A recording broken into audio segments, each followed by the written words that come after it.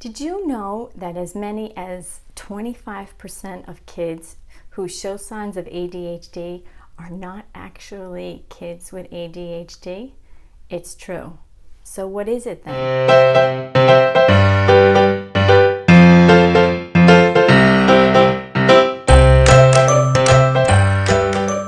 It's something called pediatric sleep disordered breathing, and I want to share with you the signs of pediatric sleep disordered breathing. Why? Well, because if we can spot it, we can stop it.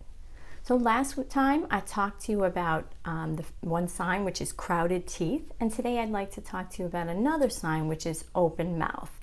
And it's kind of self-explanatory. You know, your child is holding his mouth in an open position, but there are some qualifiers. So one thing to think about is when. So for example, if your child is talking, is that a problem? No, of course not, because you need to have your mouth open in order to talk. What about when your child is eating? Is that a problem? Well, that's just a social convention, and we should have our mouths closed. But what about if when your child is listening or just sitting there, if your child's mouth is open during those times? That is a problem. And let's take a second and look at how, because some people ask that, you know, does the way that my child hold his or her mouth open matter? Well, let's use this handy dandy piece of climbing rope here. Green, not my preferred fuchsia, but hopefully I'll get fuchsia climbing rope someday. If you look here, if your child is holding his or her mouth open in a circle like this, that's a sign of a problem. Now, what if your child is holding it more in like a flattened O, sort of like a toddler who has stepped on it? Is that a problem? Yes.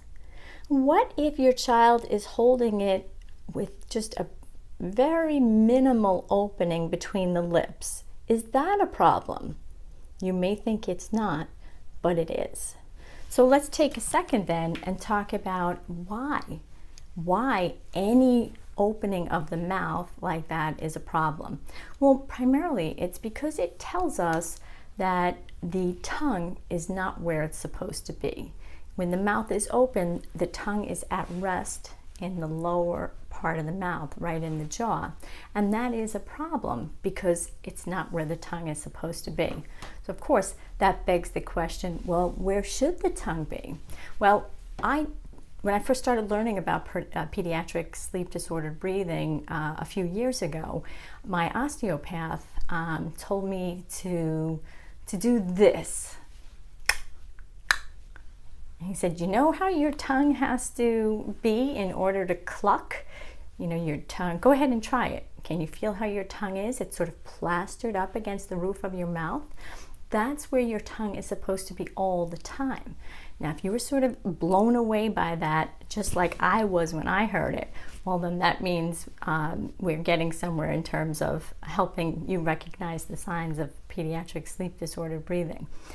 When I first started to do that cluck, it was so weak. It was more like this, simply because I didn't have the strength in my tongue to make that motion when it was up where it's supposed to be. But now that I've been practicing, it has really gotten a lot stronger. So that's why an open mouth is a problem, because it tells us where the tongue is supposed to. It tells us that the tongue is not where it's supposed to be. So what I'd like to ask you to do is to help me get the word out about this.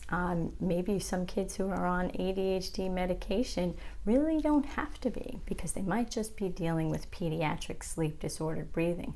So I'd like to ask you to go ahead and subscribe to my page, because I'm going to be telling you about the other signs that we can use to spot pediatric sleep disordered breathing. And I'd also urge you to go over to my website to get the checklist that I have for the signs of pediatric sleep disordered breathing, because remember, if we can spot it, we can stop it.